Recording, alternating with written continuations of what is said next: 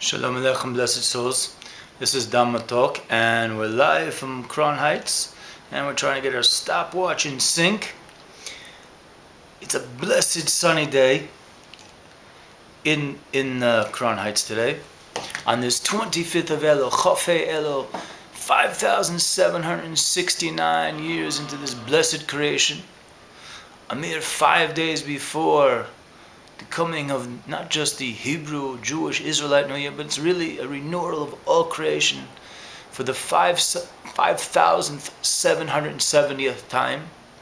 I also like to mention that whatever I'm about to say will be for the elevation of the blessed soul of my blessed grandfather, Ben Sion, Ben Yisrael Mogil, who today, 34 years ago, returned his blessed soul on this Hebrew date, 34 years ago. 5,734 years before into the blessed creation. So what I'd like to share with you, blessed souls, is that I saw recently a video of the Lubovitcher Rebbe, direct sin of David HaMelech and Shlomo HaMelech, King David and King Solomon, talking about we should not regard Rosh Hashanah, the New Year, as just an experience for the Israelite people, but actually for all the nations. And one of the ways we can pull out from the Rebbe's teaching a proof of this, although many proofs the Rebbe himself brought in that teaching, I believe it was 5,741 years into this blessed creation, which you can check this video out eventually on JEM, Jewish Educational Videos.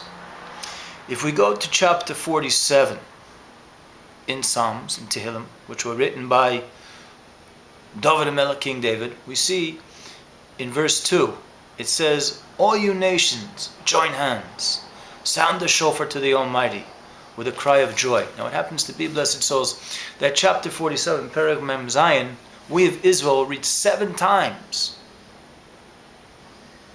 as a preparation to prepare our hearts and our souls and our minds, our souls that are in our bodies. Our soul essence really doesn't need any divine preparation.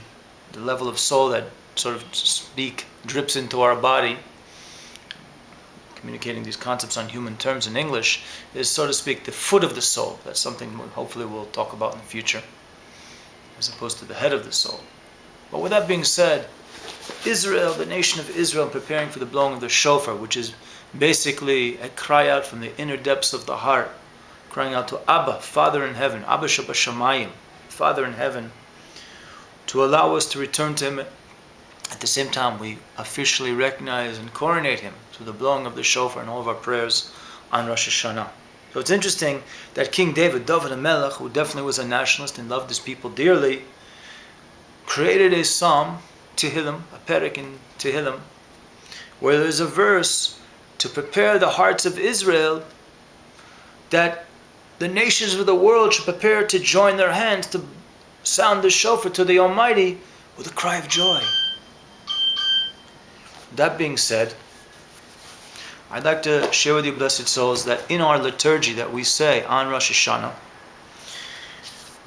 there comes a point where we mention the following in the merits of our ancestors.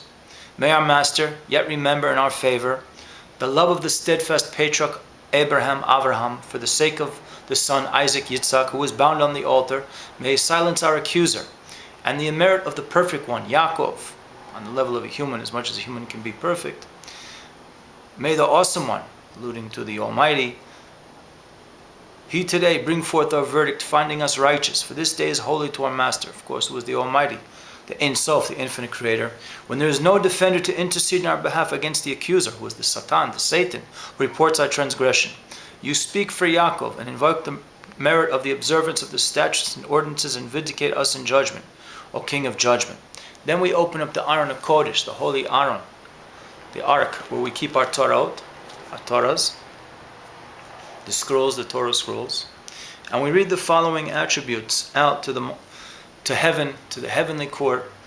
And I welcome you all to meditate upon these attributes that we attribute to the Most High. He holds us in His hand the attribute of judgment, and all believe he is the faithful Almighty. He probes and searches hidden secrets, and all believe that he probes man's thoughts. He redeems from death and delivers from the grave. And all believe that he is the mighty Redeemer. He alone judges all created beings. And all will believe that he is the true judge. He was called, I will be what I will be. Ehyeh Asher Ehyeh. That is the name that was revealed to Moses at the burning bush, before he led the Israelites out of Egypt. And all believe that he was, he is, and he will be. Sure is his name, likewise his praise. And all believe that he is, and there is none besides him.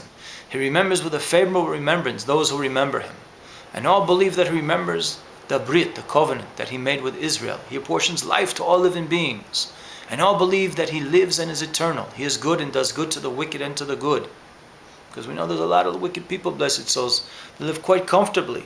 They couldn't live comfortably unless the Almighty gave them that life force. Not that the Almighty is pleased with the wicked, but rather he is waiting for them patiently in mercy to return to him. And all believe that he is good to all. He knows the inclination of all creatures. And all believe that he has formed them in the womb. He is all-powerful and contains all of them.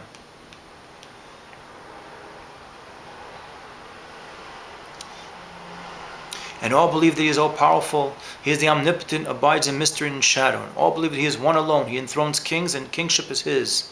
And all believe that he is the king of the world. He guides every generation with loving kindness. And all believe that he preserves kindness. He is patient, and he overlooks the actions of the rebellious. And all believe that he pardons forever. He is the Most High, and his eye is directed to those who fear him. And all believe that he answers silent prayer. He opens the gate for those who knock in repentance. And all believe that his hand is open. He waits for the evildoer and desires that he be released from his judgment through his or her returning tshuva. And all believe that he is righteous and upright. His wrath is brief, and he is forbearing. And all believe that he is hard to anger. He is merciful and causes mercy to precede wrath. And all believe that he is easily appeased. He is immutable and treats small and great alike. And all believe that he is the righteous judge. He is perfect and acts with perfection to those who are sincere. And all believe that his work is perfect. You alone will be exalted and reign over all in oneness, as is written, as in the prophecy of Zechariah 14:9. The Lord shall be king over the entire earth. On that day the Lord shall be one, and his name one. Sababa Rejoice, blessed souls.